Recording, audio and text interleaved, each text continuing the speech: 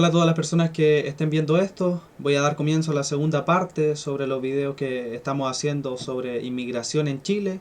Y vimos que en el documento 1 solamente nos enfocamos en la población total de inmigrantes respecto a la población de nuestra nación, solamente desde el censo 2017, bueno, revisando censos anteriores, pero haciendo énfasis solamente en el censo del año 2017 y la desproporcionalidad que hay hasta la estimación del año 2018. Y ahora vamos a ver, por ejemplo, de dónde proviene ese 4,4% de inmigrantes censados en Chile el año 2017. Nos vamos a enfocar en esta hora del origen del inmigrante, cuáles son los países que más hacen emigrar personas, ya sea por diferentes motivos económicos, guerrilla, por ahí motivos políticos, exilio, etcétera, que hacen que vengan personas a vivir, a residir a nuestro país. Bueno, y sé que la imagen que puse acá puede ser un poco fuerte para algunos.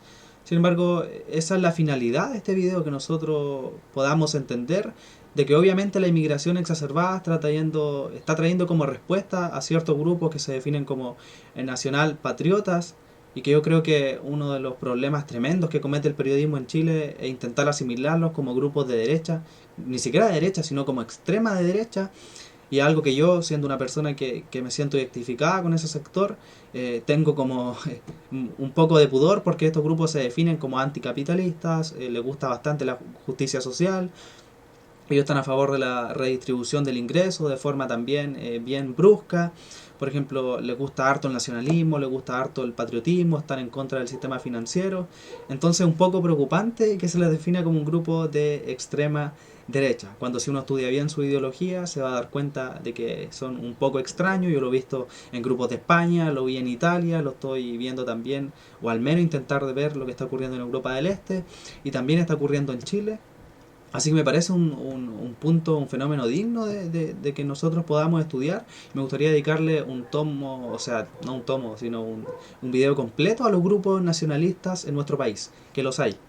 Nacionalistas y patriotas, anticapitalistas, los hay en nuestro país. Me defino como capitalista, entonces por eso que se le tilde de extrema derecha es un poco extraño. Bueno, y la verdad el documento anterior lo voy a definir en dos gráficos. Este es el primero, el cual vimos que el censo del año 2017 fueron censadas 750.000 personas inmigrantes. Ojo, esto aquellos que respondieron las encuestas, solo aquellos que respondieron encuestas de inmigración. Lo que esto representaba un 4,4% de la población total que fue censada, la población total de nuestra nación que fue censada el año 2017. Y esto es lo que nosotros vamos a hacer énfasis. ¿De dónde proviene ese 4,4%? Bueno, y según el censo del año 2017, un 50,4% de ese 4,4% de inmigrantes nació en los siguientes tres países: Perú, Colombia, Venezuela, siendo Perú que lidera con un 25,2%, Colombia un 14,1%, Venezuela un 11,1%. Sin embargo, hay tres países que también tienen cifras altas, ya sea por diferentes motivos, los cuales es Bolivia, casi un 10%, Argentina un 9% y Haití un 8,5%. Y en total, estos países constituyen un 77,6% de la población inmigrante total en Chile en ese país.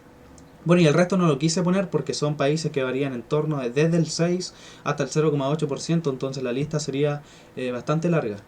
Y acá quiero hacer énfasis porque nosotros, si vemos los censos históricos de nuestro país, incluso desde el 82 hacia adelante, vemos cómo Perú de forma constante ha emigrado, ha tenido flujos migratorios hacia nuestro país, ya sea estando bien económicamente o mal económicamente.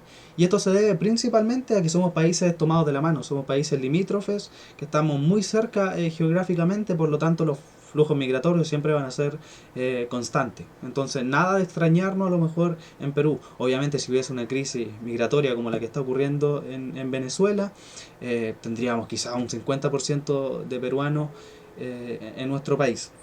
Entonces, pero eso es básicamente no hay que asustarse sobre los flujos migratorios de Perú hacia nuestro país. Aparte, Perú actualmente no está tan mal económicamente.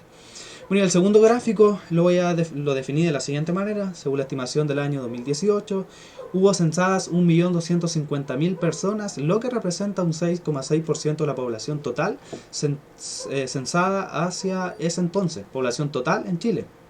Y esto se define de la siguiente manera, donde un 23% representa a Venezuela, de ese 6,6%, un 23% corresponde a venezolanos, un 17,9% a Perú, Perú nuevamente, de que no hay que asombrarse, y nuevamente Haití. Obvio, Haití siempre ha estado en el podio jerárquico, tanto en el censo del año 2017 como en la estimación del año 2018, y lo vamos a ver más adelante el por qué. Bueno, y si quisiéramos ver la estimación de forma gráfica, este dato lo saqué del INE. Tenemos que Venezuela, ese 23, algo por ciento, representa a casi 300.000 personas. Luego lo sigue Perú, Haití, etcétera, hasta Alemania. Como dije, los otros países son básicamente despreciables porque no son las cifras tan altas que digamos. Bueno, y la verdad, de Haití, como vimos, estaba en el podio, tanto en el censo como en la estimación. Y bueno, Haití se fundó básicamente como un país pobre hace bastante tiempo atrás, con la colonia francesa, todos sabemos.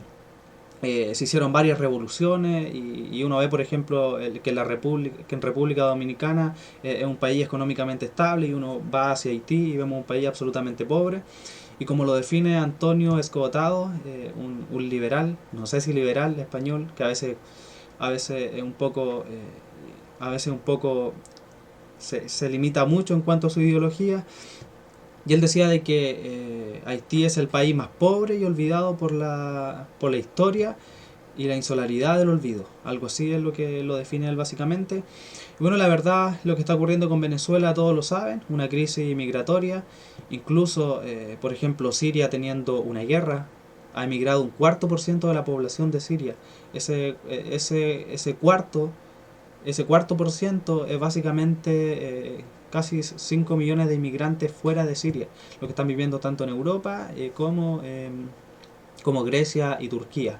Y nosotros vemos que Venezuela está pasando algo parecido. Hay una crisis migratoria donde más de 5 millones de venezolanos están fuera de Venezuela. Y por ejemplo, nosotros, si estudiamos el informe que hizo la alta comisionada de los derechos humanos, Michelle Bachelet, vemos cómo las cifras son absolutamente lamentables, las torturas que hay. Por ejemplo, las mujeres, un 75% ha subido el embarazo entre los jóvenes porque no hay medicamentos, no hay anticonceptivos. Vemos que hay una crisis migratoria tremenda, hay torturas en las prisiones tanto a hombres y mujeres, y es terrible. Y lo terrible de esto, más allá de la crisis migratoria en sí, más allá de la crisis que está pasando Venezuela en sí, que ya es una crisis desde el año 99, sí, básicamente la revolución bolivariana empezó inconstitucionalmente y sigue inconstitucionalmente.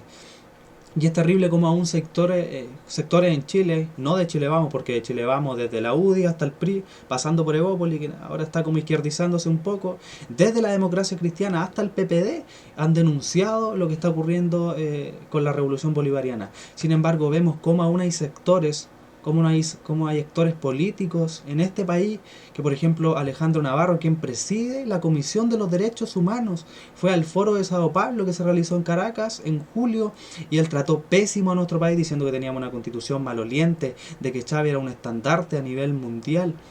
Entonces es terrible cómo hay personas, cómo hay entes políticos en este país. A mí me gustaría saber cuánta plata le debe Alejandro Navarro al régimen bolivariano. Con cuánto lo financiaron para su campaña política. Y esto es terrible porque aún hay sectores del Frente Amplio, como por ejemplo Vlado Mirosevic, que fue uno de los primeros que denunciaron lo que estaba pasando en Venezuela del Partido Liberal. Ahora uno ve los partidos liberales, aquí hay un partido liberal en Chile Vamos, hay un partido liberal, el Frente Amplio, vaya a saber uno lo que es el liberalismo.